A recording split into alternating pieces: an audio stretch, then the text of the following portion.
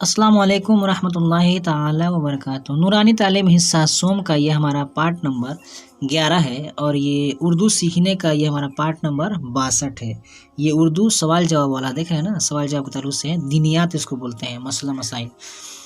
वज़ू का बयान, वज़ू जानते हैं ना, नमाज से पहले जो हाथ मुँह धोते हैं उसको वज़ू बोलते हैं और बगैर उसके नमाज आपकी नहीं होगी। तो ये वज़ू का बयान है। जो चीज़ें मैं आपको बताऊंगा आप उसको अंदाज़े याद कर लेना, ठीक है। जो ज़रूरी बातें हैं आप उसको अंदाज़े याद कर लीजिएगा।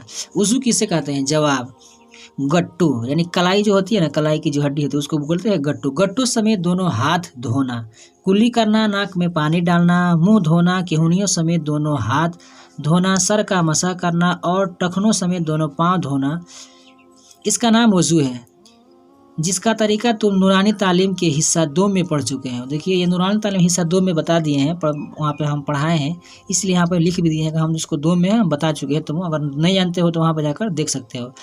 क्या वज़ू में ये सब बातें ज़रूरी हैं? ऊपर जो दिया है क्या ज़रूरी बातें हैं? तो कह रहे हैं कि जवाब नहीं, बल्कि सिर्फ बाज़ बातें ज़रूरी हैं जिन्हें फ़र्ज़ कहते हैं, उनके छूट जाने से वज़ू नहीं होता, और बाज़ बातें सुन्नत है जिनके छूट जाने से वज़ू हो जाता है मगर नाक़िस होता है। बाज़ बातें मुस्ताहब है जिनके करने से सवाब बढ़ जाता है और छूट जाने से वज़ू में कोई ख़राबी नहीं होती। सवाल, वज़ू में कितनी चीज़ें फ़र्ज़ हैं? यहाँ पे बता रहे, इसको आप याद कर लीजिएगा। जवाब, वज़ू में 4 चीज़ें फ़र्ज़ है। अव्वल, मुँह धोना, यानी बाल निकलने की जगह से ठोड़ी के नीचे तक, यानी जो दाढ़ी होती है ना, दाढ़ी, तो जो दाढ़ी के नीचे तक, अगर एकदम नीचे तक यानी हल्क के ऊपर जो होती है हिस्सा, जो हल्क के ऊपर जो हिस्सा होता है ना, ठुड्डी के नीचे तक, वही। एक कान की लौ से दूसरे कान की लौ तक। दूसरी नंबर 2 है कि केहूनियों समेत दोनों हाथ धोना है, और केहूनी में जो हड्डी है ना, केहूनी में तो जो हड्डी है वो हड्डी के ऊपर तक धोना है, 2 उंगली ऊपर, 3 उंगली ऊपर तक पूरा धोना है, यानी जो हड्डी को भी धुलना है।